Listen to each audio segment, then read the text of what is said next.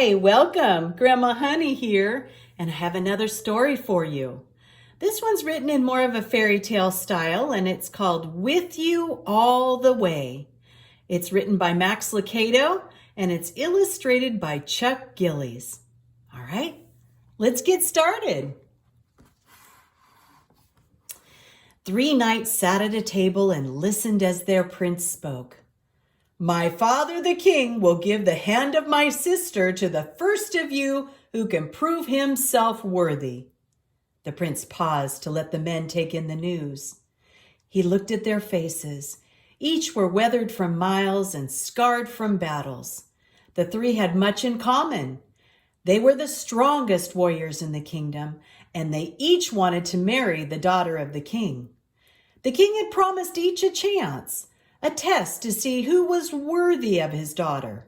And now the time for the test had arrived. The test is a journey, the prince explained. A journey to the king's castle by way of Hemlock. The forest? One knight quickly inquired. The forest, answered the prince. And there was silence as the knights thought about the words.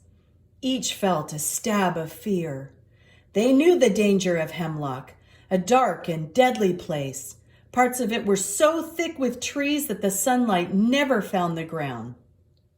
It was the home of the Hope-Knots, small, sly creatures with yellow eyes. Hope-Knots were not strong, but they were clever, and they were many. And some people believed the Hope-Knots were lost travelers, changed by the darkness. But no one really knew for sure. Will we travel alone? Carlyle spoke, a strange question to come from the strongest of the 3 knights. His fierce sword was known throughout the kingdom. But even this steely soldier knew better than to travel Hemlock alone.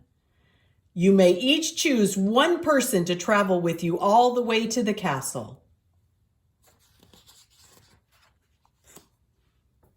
But the forest is dark, and the trees make the sky black. How will we find the castle? This time it was Alon who spoke. He was not as strong as Carlyle, but much quicker. He was famous for his speed. Alon left trails of confused enemies. He had escaped them by ducking into trees or scampering over walls.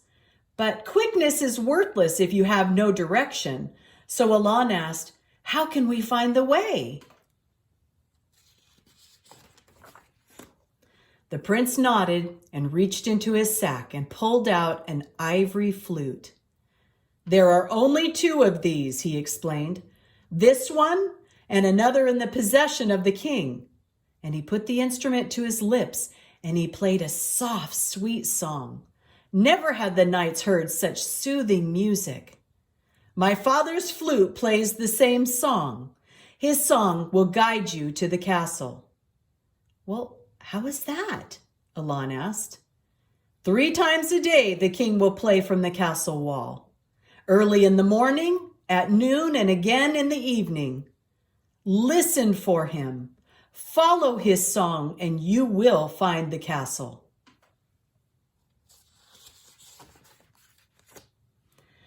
There is only one other flute like this one? Only one. And you and your father play the same music? Yes. It was Cassadon who was asking. Cassadon was known for his alertness. He saw what others missed.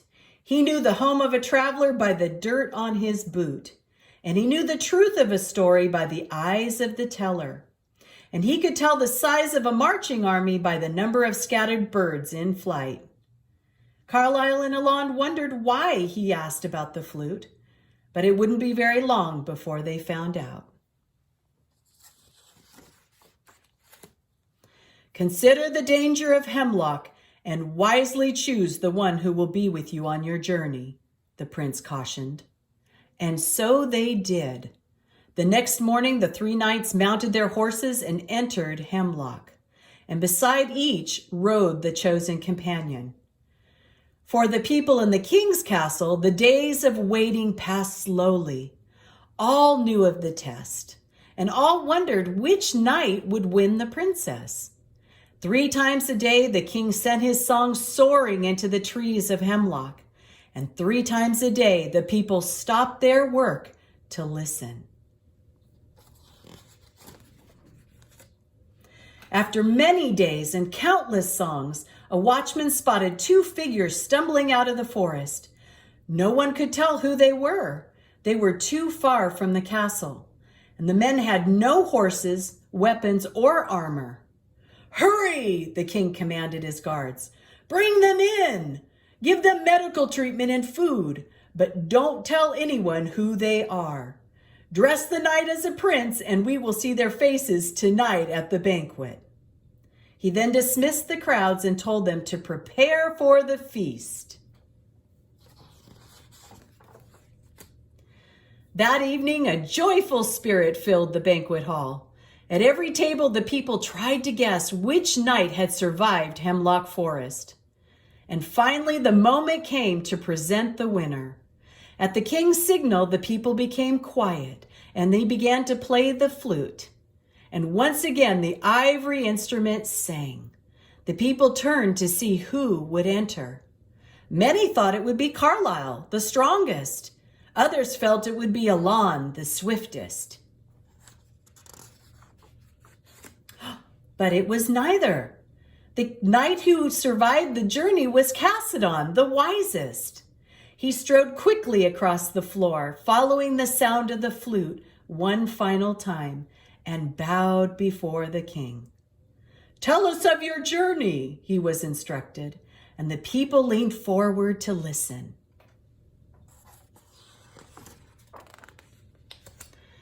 "The Hope-Knots were crafty," Cassadon began.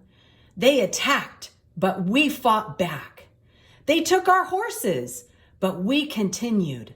What nearly destroyed us, though, was something far worse." "What was that?" asked the princess. "They imitated." "They imitated?" asked the king. "Yes, my king, they imitated. Each time the song of your flute would enter the forest, 100 flutes would begin to play. And all around us we heard music, songs from every direction." "I do not know what became of Carlisle and Alon," he continued, "but I know that strength and speed will not help one hear the right flute." The king asked the question that was on everyone's lips. "Then how did you hear my song?" "I chose the right companion," he answered as he motioned for his fellow traveler to enter. The people gasped. It was the prince. In his hand, he carried the flute. "I knew there was only one who could play your song exactly like you," Cassadon explained. "And there is no one else I would have trusted to be with me all the way. So I asked him to travel with me. And as we journeyed, he played your song. I learned it so well that though 1,000 false flutes tried to hide your music, I could hear your song above them all. It was with me all the way." And with that, the celebration began. The end. And that's our story for today. With you all the way. Bye-bye for now. Be blessed.